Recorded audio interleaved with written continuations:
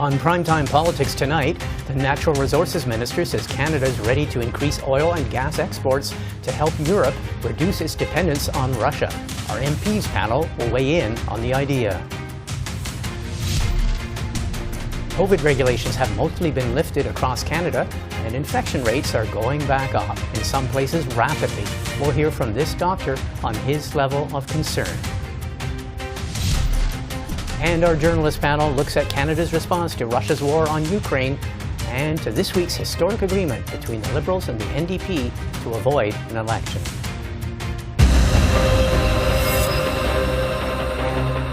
But we start with Russia's continuing war on Ukraine and the West's efforts to starve Vladimir Putin of revenues to fuel his war effort.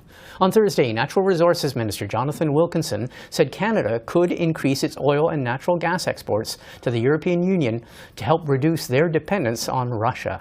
The issue came up in Friday's question period in the House of Commons. This NDP-Liberal government has spent the last 7 years destroying the natural resources sector. Suddenly, after a world fuel crisis, they recognize the necessity of ethically produced oil and gas and have promised an extra 300,000 barrels per day. Bad news for this government. Due to their destruction of the sector and denying pipelines from being built, Canada will struggle to fill this demand. So when will this NDP-Liberal government apologize to Ukrainians, apologize to Europeans, and apologize to Canadians for being so short-sighted? The Honourable Parliamentary Secretary. Madam Speaker, the current situation in Ukraine underscores the importance of energy security of our allies in Europe and around the world, and our country is in a secure position in terms of energy supply. As Europe needs to address the geopolitical and socioeconomic challenges presented by the Russian invasion of the Ukraine, we're considering all measures to preserve energy supply chains in Canada and around the world. Madam Speaker, as the situation in Europe changes, we are working to ensure reliable energy supply to our allies, Europe, around the world, and it's recognized that we are doing the work necessary. I'm joined now by three MPs from the different parties. Julie Dabrusin is the Liberal MP for the riding of Toronto-Danforth and Parliamentary Secretary to the Minister of Natural Resources. Kyle Seeback is the Conservative MP for the Ontario riding of Dufferin-Caledon and his party's environment critic. And Laurel Collins is the NDP member for Victoria and her party's environment critic. All three of you, thanks for joining us. Thank you for having us. Thanks so much. Julie Dabrusin, let's start with you. You fielded questions today in question period in the House about the minister's comments. Jonathan Wilkinson yesterday told an industry symposium that Canadian exports of oil could be up by 5% and gas 3% to help. The industry has that capacity. Are we actually going to see that? What's it going to take for that to actually happen? Well, what we've done, as a federal government, we don't have the levers to actually change the amount of oil or gas that is being produced and exported, but we've worked with industry in the provinces to pull forward pre-planned production so that we can help our European allies who right now are in dire straits. They're in need of our help for heating their homes, keeping food on their shelves. And so that's why we're working together with our provinces and industry to make sure that we're able to provide that help that they need right now. Okay, you know that the second question to a lot of people is going to be, well, I thought we were trying to reduce petroleum and natural gas production. I thought we're trying to wean ourselves off of fossil fuels. Absolutely, we're transforming energy sources, but right now there's a short-term need in Europe, and they've been very clear that they require this short-term assistance. But the important part is that they've also very much been clear that in the mid to long term, what they're focusing on is to move to renewables and clean tech. And we're working very closely with our European allies to be there to help them with that. And we're well positioned to be able to do that. In fact, out of the top 100 clean tech industries in the world, we have 13 right here in Canada. So we have that expertise, and that's where we're going to be helping so that in the mid and long term, they're able to become energy secure using renewables. Okay, Kyle Seeback, when you heard this announcement or this announcement by the Minister of Natural Resources yesterday, what do you make of it on behalf of the Conservative Party? I think my first thought is, and what he said was that it's okay to do this because we're displacing Russian oil, so there's not going to be any increase in emissions. My answer to that is, well, why don't we completely displace Russian oil? Let's actually use the cleanest, most environmentally friendly sourced oil on the planet, not only because it's better for the planet, but it's also going to take away the funding from Russia, who's engaging in what we all know is an atrocious war in the Ukraine. So to me, let's take the minister's statement and let's actually do what we need to do to bring security not only to Canada, but also to our European allies. I've seen the figures, though. I mean, accordingly, I mean, we would increase oil production by 5%. I mean, this, as Madame Dabrusin says, I mean, depending on the industry itself, but this could increase oil production by 5% and natural gas production by 3% Canadian. But that would only account for 5 or 10% of the oil and gas consumption of the Europeans. This wouldn't replace a lot, and that's our total capacity. It wouldn't, and that's the problem. You know, we produce so much LNG, and LNG is a much cleaner fuel than, for example, coal. So when you're talking energy transitions, we should be transitioning off of coal to LNG, like we're doing in some steel factories in Northern Ontario. That's going to save 3 megatons a year switching from coal to LNG. We could be the global supplier of LNG, but under this government, we can't even get a single LNG terminal built. But in fairness, that's not what the Europeans are asking for. So we need to be also clear about where the Europeans are seeking our assistance. And that is not what they've asked for. They've asked for short-term assistance. Okay, I want to get to Laurel Collins. Laurel Collins, obviously this week's news too is your new agreement with the Liberals, this supply and confidence agreement. Given that, and also given your party's position, does the NDP support this move to increase oil and gas production and exports to the European Union? We are in a climate emergency.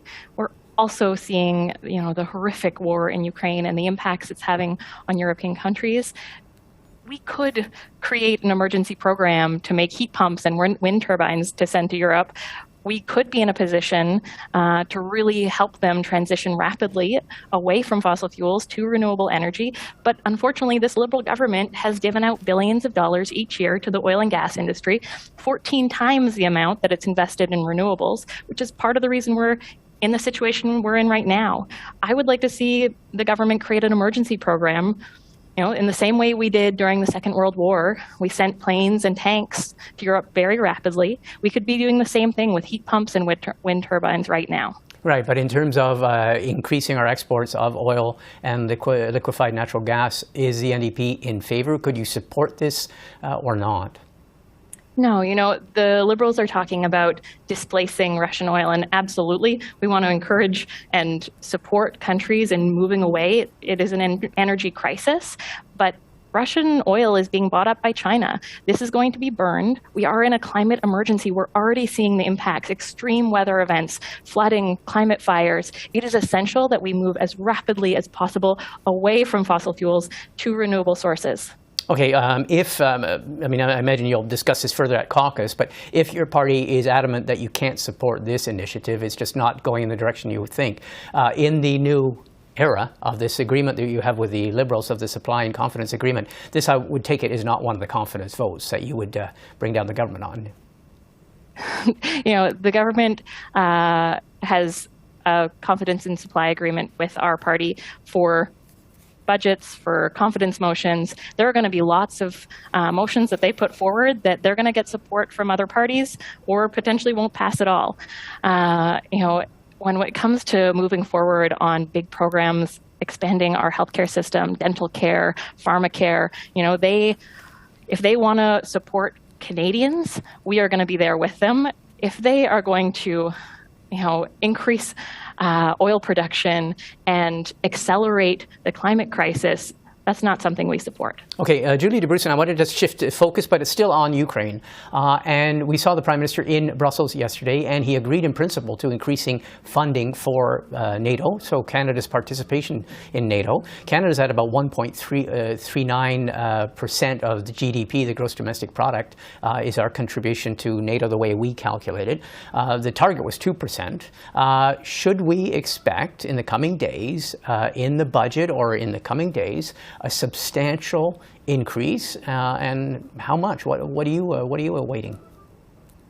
I'm looking to see us continue with the support. We've been there from the beginning to support Ukraine, to support NATO, but in terms of an increase, providing weapons. We've been providing additional support as we go, and keeping your eyes on the budget. You'll see what comes as the next steps. But the Prime Minister's been clear in our continued support for NATO. So a substantial increase. I know you're not going to scoop the budget, but a substantial increase? Not going to scoop the budget. Kyle Seeback, Conservative governments still never made that 2% target under Mr. Mulroney and under previous governments. Do you think Canadians are ready to support that? And do you think the procurement process can even handle increasing spending? Well, we have to fix the procurement process. I mean, all we have to do is look at the replacement of CF-18s. Under the Liberal government, they restarted the process. We are nowhere near concluding that process. We have no vision on where it's going to go. And our armed forces have been, significantly neglected under the Liberals over the last 7 years. Sending helmets and pistols is great. I mean, they're very helpful for Ukraine, but actually, because we don't have a lot of the modern technology, modern anti-tank weapons, modern air defense systems, we couldn't send those to help Ukraine. Those are the things they actually need. So these investments have to be made. And I'm really hoping the Liberal government has got the message, and they're going to make those investments in this budget. Okay, Laurel Collins, I know that all week long your colleagues have been asked about whether you can support an increase in defence spending, and the answer has been yes, kind of, depending. But can you support a large increase in defence spending? I think about some of the members of our armed forces who are, doing search and rescue work. Who, we had a helicopter come down. Luckily, no one was killed, but there are some big gaps when it comes to the equipment that our armed forces is dealing with. And, if we are going to have armed forces doing important work, we need to make sure that they have the equipment that will keep them safe in the same way that we want to keep all workers safe. Okay. And we're looking forward to hearing what the government proposes. Okay, Laurel Collins, Julie Dabrusin, and Kyle Seeback, thank you very much for taking the time. Thank you. Thanks very much. Canada has now phased out most of its COVID-19 restrictions. All the provinces have lifted their vaccine mandates. Every province except Quebec has dropped mandatory public masking. And it's all part of learning to live with COVID, we've been told. But the only remaining indicators of infection rates, wastewater testing, is now showing rises so rapid in some jurisdictions, like Ontario, that public health authorities are now talking about a new wave of COVID-19. Joining me now is Dr. Christopher Labos. He's in Montreal. Dr. Labos, thanks for taking the time. My pleasure. I want to ask you, what are you watching for? I mentioned that hospitalizations are going up again. I saw the figures in Ontario, they're going up again. In Quebec, I believe they are too? Yes, exactly. I mean, for the past 2 days, we've had cases over 2,000, and that's with very limited PCR testing. We're no longer having PCR testing for the general population. So even within that limited framework, we're seeing an increase in cases. We've seen hospitalizations level out and start to go up again as well. So same sort of indicators here in Quebec suggesting that we're entering the beginning of a sixth wave. So what do you make of it? I think we're seeing a confluence of factors coming together. It's the introduction of the BA2 variant, which is more infectious into this country. We're seeing the surge of cases that was going to happen when we started lifting restrictions, and we're seeing a few other factors play into it as well. The fact that the vaccine effort has largely stalled, and that people are being a little bit complacent about COVID these days. It's worth mentioning that Quebec is still not lifted its public masking regulations. I think that's in mid-April, but you're the only jurisdiction where they haven't lifted the public masking regulations. That's right. Thoughts on that? Well, I think we're going to have to rethink that. I think, here's the thing, we've demonstrated, COVID has not gone away. There's still a lot of COVID out there. So if you're going to be in an indoor public setting with a bunch of other people breathing the same air, I think there's a strong benefit to wearing a mask in that type of situation, because this is a respiratory virus. This is how it spreads. So we have to be mindful of that reality and realize that in certain specific situations, wearing a mask probably has a huge benefit and frankly has no real downside. It costs virtually nothing. It's not dangerous. It's not harmful. It's mildly uncomfortable around your ears. But apart from that, there's no real downside to wearing a mask. And yet there seems to be this public groundswell saying, yes, but we don't want it to be required. We're through, you've heard all the refrain, we've had it with COVID and all that, but we don't want it to be mandatory. We don't want it to be required. Here in Ontario, just 1 week in, you go into a supermarket, it's interesting, and you'll see half the cashiers wearing masks, the other half not wearing masks. You think that's something that might be worth revisiting? here's the thing. People look to the public health department for guidance. I mean, we don't take this approach when it comes to seatbelt laws or to, wearing bicycle helmets. There was a time when the public health and the government's role was to tell people, what's necessary. So I think wearing masks in specific situations is frankly necessary. So I understand that people don't want to be told what to do, but not doing this thing is dangerous. I mean, more people will get sick, more people will end up in hospital. So my response to that is, like, if people don't want to be told what to do, that's fine, but do what is necessary, because the alternative is just the healthcare system that gets overwhelmed again if this wave ends up being worse than all previous waves. Okay, some short snapper questions, as they say. The subvariant, the BA2 subvariant of Omicron, what do we know about it? I mean, it's being now called the most prevalent strain in many provinces. What do we know about it in terms of its seriousness, its effects? Yeah, well, we don't know much because we don't have a wealth of data. It's probably very similar to BA1, the original Omicron strain, in terms of its severity. It is a little bit more infectious. Vaccine efficacy seems to be the same against it. So the real question is going to be, do people get reinfected who got Omicron a couple of months back? If people get reinfected, then we might have a problem. If people don't get reinfected, then we might be reasonably well protected. You mentioned something too, and I was going to bring it up, and that is vaccination in Ontario. The overall figure is only 50% of Ontarians around that got their third dose or their booster dose. And it's very high in certain age groups, above 60, but for the rest, forget it. Has vaccination, I think you said, is fallen off the cliff. Is vaccination now a thing of the past because of all the signaling that people are getting by all the public health measures being lifted? Well, I certainly hope not. I mean, when you see anybody say that we have to whenever somebody says we need to lift restrictions and learn to live with COVID, the caveat to that is, because our vaccination rate is so high. Our vaccination rate is not that high. And, immunity wanes with time. A lot of people are sort of banking on the fact that because so many people caught the Omicron variant, they're going to have some post-infectious immunity, which is fine, but people have gotten reinfected. And as new variants emerge, if they're more and more different, that post-infectious immunity may not protect you as much as people think they do. So I think there's going to be a big advantage to really encouraging people to go out and get their third dose as time passes, because that's what's going to protect us. If we let that fall off a cliff, we might be in trouble in the future. So vaccination as a way of life, in a way. Well, here's the thing. I mean, vaccination has always been a way of life. I mean, you're supposed to get a flu vaccine every year. You're supposed to get a tetanus shot every 10 years. There is, we tend to think of vaccines as childhood things, but there are stuff that you should be getting throughout adulthood as well. So it's just it's a recognition that we need to do these things. Vaccines make people healthier. They don't make people sicker. We just have to start thinking of them that way. Okay. Some provinces have removed, I was going to say confinement. That's the French for it. But some provinces have removed all self-isolation requirements for people who are infected. Thoughts on that? So don't be that guy who shows up to work sick and infects everybody in the office, right? If you're sick, stay home. I mean, just the very basics of that should be self-evident, right? If you're sick, whether it's from COVID, the flu, or the cold, or any other virus, don't go out and infect people. Nobody is so important that they have to show up to the office. And I think what's the pandemic has shown us is that a lot of people can work from home and work remotely. So when you're sick, stay home until you're no longer infectious. That is just basic concern for your fellow human beings. So show that concern for others and stay home, because even if the government doesn't force you to, there is a good reason to not go out and infect other people. Okay, last question. If, as we are seeing, there is some degree of rising infection rates as limits and requirements and measures are lifted, is it going to be easy politically, in terms of public opinion and logistically, to reinstitute measures if we get into trouble? Well, that remains to be seen. Maybe not. We have certain, you can't on the one hand tell people, oh, things are getting better, we can lift all restrictions, it's great, and then the next week say, well, things are not that great anymore. There's going to be a lot of pushback.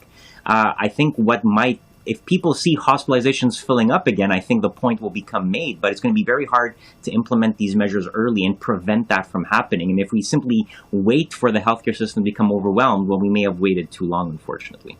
Okay, well, something tells me this won't be the last conversation we have on this issue. Thank you very much, Dr. Labos. My pleasure. You take care. There was big news on the COVID-19 front from the federal government. On Friday, Federal Health Minister Jean-Yves Duclos announced that he had tabled legislation to transfer $2 billion to the provinces to help them deal with surgical backlogs caused by the pandemic. These are big dollars, obviously, but more importantly, these are hundreds of thousands of people that will be helped. reducing a backlog surgery is not only obviously important for the health of the person, but also for his or her family. Everyone that cares for him or for her. It's also important for healthcare workers. They have been stressed mentally and physically because they just don't have the resources that they need to look appropriately enough for those patients that they love and that they want to look after. So it's essential. It's as you said, it's a quick, important investment, and it's moving us on the path to this longer-term collaboration that we need to have between all levels of government. Well, it's time now to look at the week in federal politics with two members of the Parliamentary Press Gallery. Ian Bailey is with the Globe and Mail, and Mia Rabson is with the Canadian Press. Both of you, thanks for joining us. Thanks for having us. Okay, I want to start with this week. There was big news about this agreement, this supply and confidence agreement between the NDP and the Liberals. But it's very germane today because we have this $2 billion announcement by Jean-Yves Duclos, the health minister. And we're now seeing a press release by the NDP saying that this it's proof that their agreement is bearing fruit, because this is proof that their collaboration is producing results on the healthcare front. What do you make of it, Mia? Well, interesting, given that $2 billion was in the Liberal election platform 6 months ago, that the NDP are suggesting that this agreement is why this is coming. It was in the works with or without this agreement, but this is what they do. They have to show that they've got wins. The NDP in particular are being told that they gave up a lot for this agreement for very little reward, whereas sort of all of the rewards go to the Liberals, who get to stay in government for longer than maybe they thought they would. So the NDP are going to try and use this every time they can to show that they're part of it, that their input matters, and to prove to their own voters that they're getting things done. So maybe before they would have said that NDP had pestered the Liberals to do this. Now they can say that it's because of the agreement. So not unexpected, even if it's not entirely true. Mm-hmm. Ian, reaction? I mean, this opens up, though, the bigger issue, and that is much has been said already this week about the agreement, about this supply and confidence agreement, and much will still be said. I'm just interested in both of you. When you look at it, it's fairly historic. What stands out for you? What questions does it raise for you? What are you watching with interest? Well, this reminds me of British Columbia, of course, where the NDP government and the BC Greens signed an agreement back in 2017 and sort of united together so that the NDP could govern with BC Greens support until John Horgan called an election in 2020 and basically broke the agreement. It's going to be interesting to see how this plays out in committees. Will the NDP still fiercely go after the Liberal government on issues? Will they use their power in committees to go after their partner in governance? It's going to be interesting to see when things get tough for the Liberals. Will the NDP still be a tough critic? And I think in the long term, it's going to be interesting to see how the NDP tries to detach itself from this kind of partnership for a political gain. We saw in British Columbia that in the end, the NDP government there got a majority government. The Greens, basically got the status quo. So I imagine Mr. Singh, as an MP in British Columbia, is probably looking very closely at how this worked against the Greens in that province, how it worked for the NDP there, and sort of thinking about that going forward. The press release today was amusing, coming in the middle of Mr. Duclos' remarks, but as Mia said, we're going to see a lot of that in the 3 years remaining in this deal, I expect. Well, it's interesting because you mentioned this because you were there for that whole BC experience in Vancouver and in Victoria. You watched it unfold. Is it also not a lesson in terms of the larger party, the governing party? We saw John Horgan. The agreement was only good enough until it was no longer good enough for him, and he wanted to go for a majority, and then it disappeared. There's sort of an object lesson there. Well, exactly. One other quick distinction, the agreement in British Columbia was signed by the two parties to the deal, John Horgan and Andrew Weaver, the leader of the Green Party. They put their signatures to the deal. They held bi-weekly meetings. There's a terrific editorial, an interesting editorial in the Globe and Mail by Dr. Weaver about his perspective on things, and there's a photo of him and the Premier at one of their meetings cutting a cake to sort of celebrate the deal. So there's, we saw there a real kind of partnership and closeness. that perhaps we haven't seen here in Ottawa. You know, Mr. Singh and Mr. Trudeau, the Prime Minister, obviously didn't even appear together to sort of announce this agreement. So that's sort of an interesting distinction. I guess the deal acknowledges a reality in the Liberal-NDP relationship, and it gives the NDP something to talk about through the years ahead as they try to stand out in this Parliament. Okay. Mia, I'm really glad we have you on the panel because you filed last night or yesterday on this story of the Natural Resources Minister, Jonathan Wilkinson, who basically, he didn't announce, but he said that Canada's oil and gas companies could produce, or they could up their production and export to Europe to help wean the European countries off of Russian oil and gas. You filed on that, but there's so many provisos in the story in terms of it may not actually come to be. Well, give us the context of that. You filed a lot more detail than we've heard on that story. Yeah, so I mean, he had warned or told us that when he went to this energy ministers meeting at the International Energy Agency in Paris, that Canada would have a plan by then to show how much, if we could produce extra oil or extra gas to sort of ship it to Europe or eventually get it to Europe, to help them reduce their reliance on Russia. Of course, all part and parcel of Canada, Europe, other Western allies trying to isolate Russia economically as a result of their invasion in Ukraine. The difference here is Canada is one of the biggest fossil fuel producers in the world, but we're almost maxed out at what we can produce. We're almost maxed out at what we can ship. Canada, until maybe right now, has really been looking a lot more at how to transition to clean energy rather than how to ramp up or find new export markets for its existing fossil fuels. And there's just not a lot of room there. So Canada thinks maybe they could possibly add about 200,000 barrels of oil and the equivalent of 100,000 barrels of natural gas. It's a very small amount, and it really depends on whether or not the producers can do it. If investors see it as a longer term investment they want to make, there's a lot of sort of caveats as to whether or not Canada can do this. Big question marks about what it means for Canada's energy transition. And, you know, next week they've got a massive new emissions reduction plan coming, which Mr. Wilkinson talked a lot about how this wasn't going to increase Canada's emissions, that it was only displacing oil that would have been produced in Russia. But there's a lot of ifs and questions there. And he sort of tried to make it sound like it was a bit more of a done deal than the oil industry seems to think it is. Yeah, it still very much depends on the private sector, whether they decide about basic feasibility and profitability.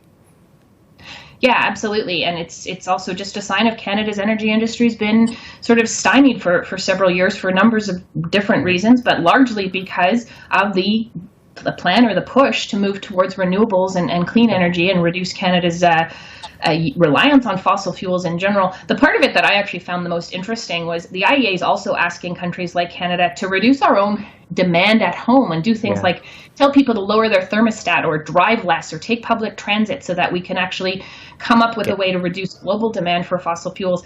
That's sort of more in keeping with maybe what the Liberals have been talking about doing longer term, but they can't do that from the federal government. These are all municipal or provincial or municipal things. But I thought that was an interesting thing that he said that he was coming home to look at. Okay, Ian, last word. We only have about 30 seconds. My fault. But what are you expecting in terms of the other response to Ukraine, in terms of the Prime Minister's commitment of increased spending? Do you think we're actually going to be ponying up a significant increase, which we would have to do if we're going to live up to what NATO would like to see from us?